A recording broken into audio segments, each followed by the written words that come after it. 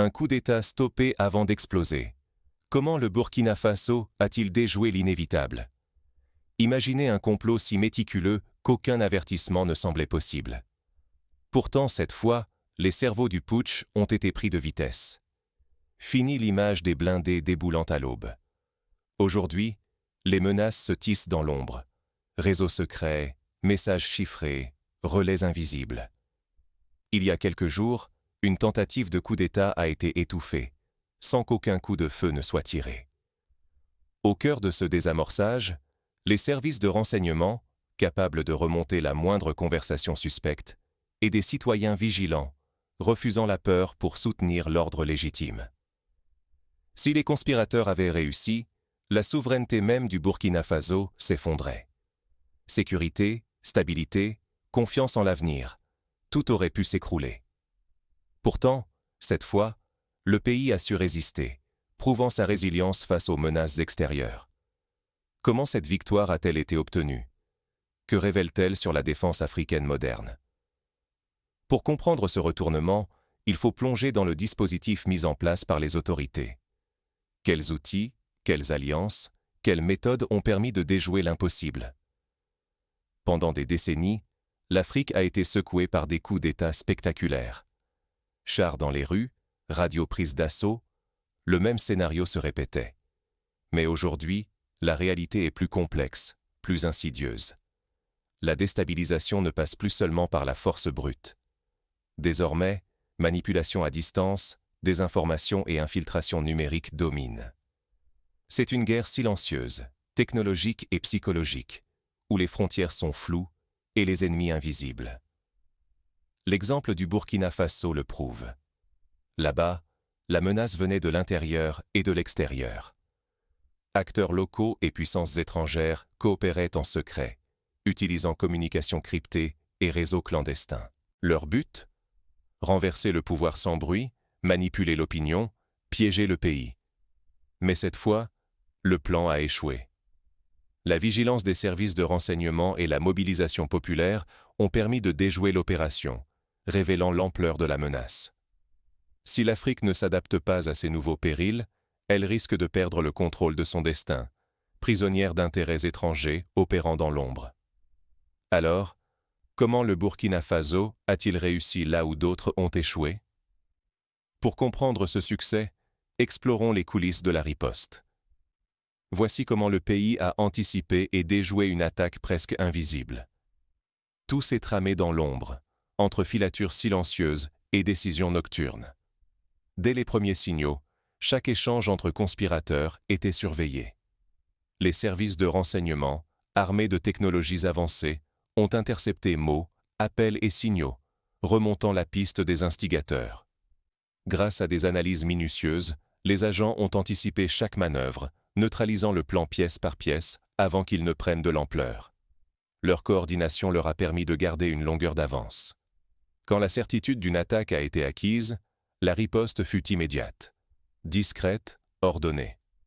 En pleine nuit, les forces de sécurité ont interpellé les suspects, saisi ordinateurs, téléphones, documents secrets, autant de preuves irréfutables. En moins de 24 heures, le réseau était démantelé. Pas un coup de feu, aucune panique publique. L'aube a trouvé le pays debout, intact. Mais le peuple n'est pas resté spectateur. Au lever du jour, une vague humaine a envahi Ouagadougou et Bobo-Dioulasso. Des milliers de citoyens ont affirmé leur soutien à la souveraineté nationale et rejeté la déstabilisation. Ce sursaut collectif a transformé la peur en énergie d'unité. La vigilance populaire, alliée à la transparence des autorités, a consolidé la légitimité du pouvoir et envoyé un avertissement clair à tous les fauteurs de troubles. Sans cette réactivité, le Burkina Faso aurait pu basculer dans le chaos. L'histoire a tenu à un fil. Derrière cette victoire silencieuse, une question demeure. Jusqu'où iront les prochaines tentatives de déstabilisation? La menace évolue, et avec elle, les méthodes de défense. Et si cette victoire annonçait une nouvelle ère pour l'Afrique?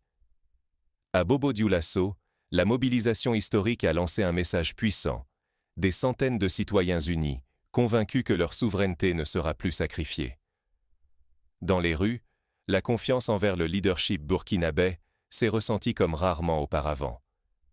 Ce n'est pas seulement le gouvernement qui a résisté, mais tout un peuple, soudé dans le refus de revivre les années d'instabilité. L'échec de cette tentative de coup d'État est accueilli comme une victoire populaire. Cette fois, la manipulation extérieure a été déjouée non par hasard, mais grâce à une alliance inédite. Services de renseignement, responsables politiques et société civile ont travaillé ensemble.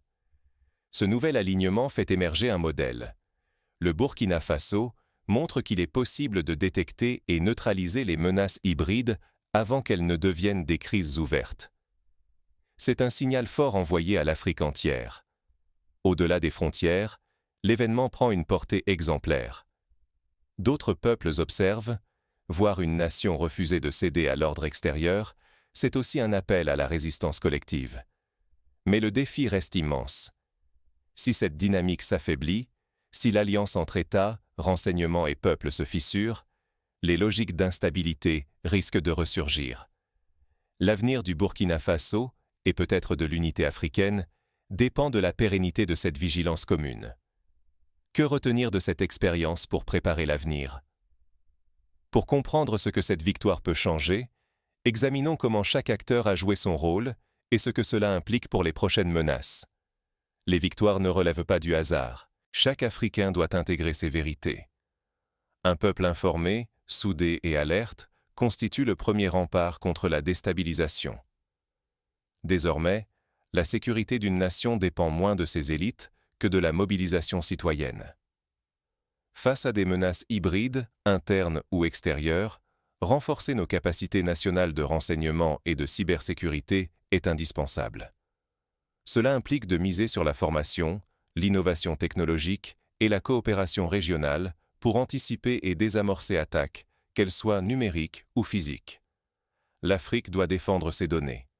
Soutenir la démocratie et la souveraineté locale demeure essentiel. Il ne suffit plus d'espérer le changement. Il faut l'incarner, surveiller et exiger la transparence à chaque échelon. Diffuser l'exemple du Burkina Faso, c'est offrir à l'Afrique une source d'inspiration. Leur résistance prouve qu'un peuple uni peut briser le cycle du fatalisme. Enseignons cette histoire pour en faire un modèle vivant. Ignorer ces leçons mettrait en péril notre avenir commun. Chacun porte une part de responsabilité dans la préservation de la paix. Mais au-delà des principes, comment transformer cette vigilance en actions concrètes? Quelles stratégies peuvent garantir la résilience des sociétés africaines? Vous venez d'assister à la force d'un peuple uni. Et si ce n'était qu'un avant-goût d'une Afrique rassemblée? Ce qui s'est produit au Burkina Faso n'est pas isolé. C'est un avertissement pour le continent. Vigilance, intelligence collective et mobilisation populaire sont désormais nos armes les plus efficaces. Se taire, c'est laisser le champ libre à ceux qui sabotent le progrès africain.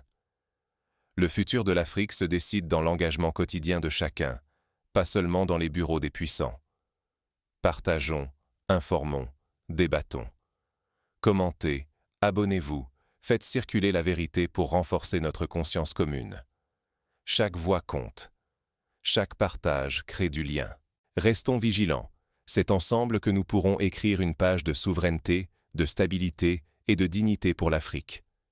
À ceux qui doutent ou cèdent à la résignation, souvenez-vous, chaque geste, chaque mot, chaque mobilisation change la trajectoire. Osez rêver, osez agir. L'unité africaine commence ici. Le Burkina Faso a ouvert la voie.